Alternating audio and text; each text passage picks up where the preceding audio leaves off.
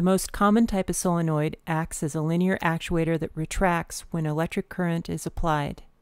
If current is maintained, the solenoid will continue to apply force. A solenoid only returns to its extended state if a spring or a force is applied.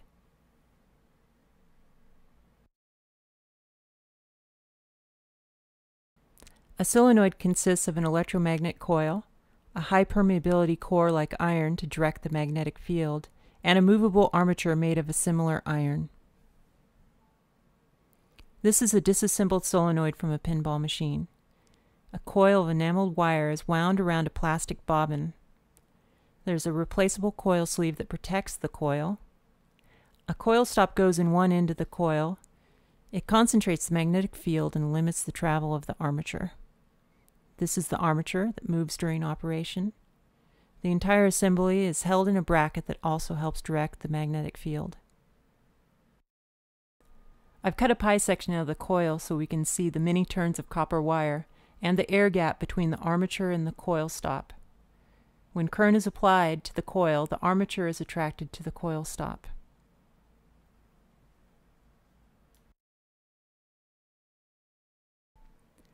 When electrons travel down a wire, a magnetic field is set up around the wire. If the wire is coiled with all the turns in the same direction, the magnetic fields add and will increase the strength of the electromagnet. The magnetic field will be centered around the coil like a donut. One side will be north and the other side will be south. Here are some quick rules of thumb for making strong solenoid coils. First, pass more current. Faster the electrons, the stronger the magnetic field. Second, direct the magnetic field to the armature with high permeability metals. And last, add more turns of wire. The more electrons moving in the coil, the stronger the field. Now this last one has some trade-offs and will require a follow-up video about ampere turns and coil resistance.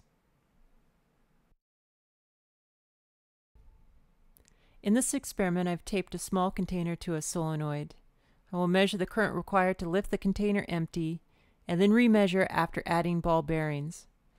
This will show that more current is required to lift the container when it's heavier.